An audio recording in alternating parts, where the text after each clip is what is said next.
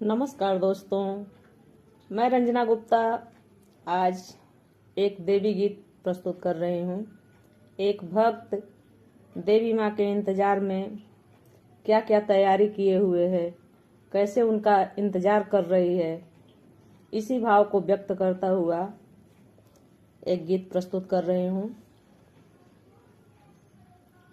गीत पूरा सुनिएगा और कमेंट करके बताइएगा कि गीत कैसा लगा। अगर गीत में कुछ सुझाव देना हो तो कमेंट करके ज़रूर बताइएगा ताकि मैं कुछ और अच्छा कर सकूं। और अगर गीत थोड़ा भी अच्छा लगे तो गीत को लाइक कीजिएगा, शेयर कीजिएगा और चैनल को सब्सक्राइब कीजिएगा। आइए सुनते हैं। सुरही गोबराया नाली पवले बाटी बेदी या बनवले बाटी हो।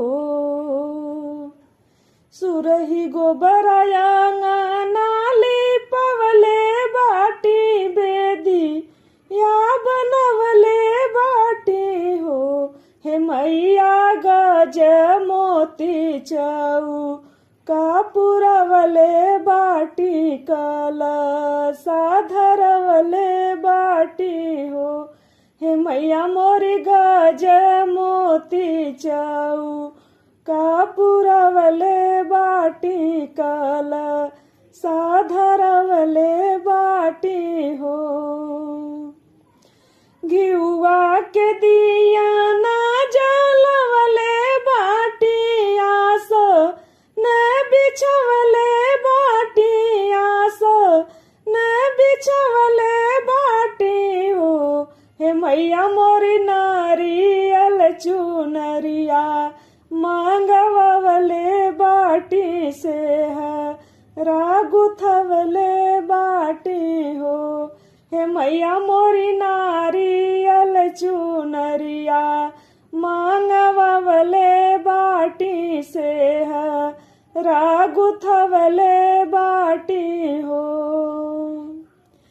चना हलवा पूड़ी बनवले बाड़ी यार ती सजवले बाटी यार ती सजवले बाटी हो। हे मैया मोरी स्वागत में नाया ना बिछवले बाटी पच रागवले बाटी हो। हे मैया मोरी स्वागत में नाया ना बिछवले बाटी जाग रण करवले बाटी हो। ओंग एंग ह्रिंग क्लिंग चामुंडाई बिचई जाप रंजना कैले बाड़ी जाप रंजना कैले बाटी हो।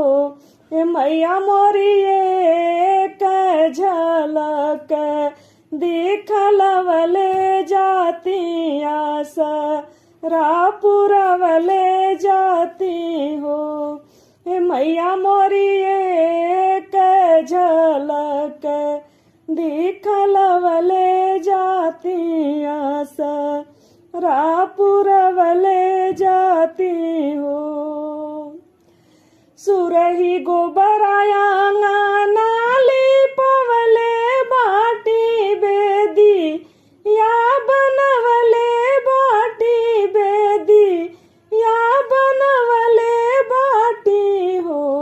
हे मैया मोरी गज मोती चऊ कापुरवले बाटी कलसा धरवले बाटी हो।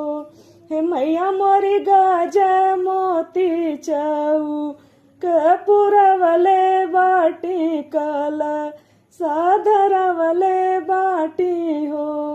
हे मैया मोरी ओंग एंग ह्रिंग क्लिंग चामुंडाई बिचई रंजना गोहरवले बाटी हो। प्रेम से बोलिए सांचे दरबार की जय, शेरावाली मैया की जय।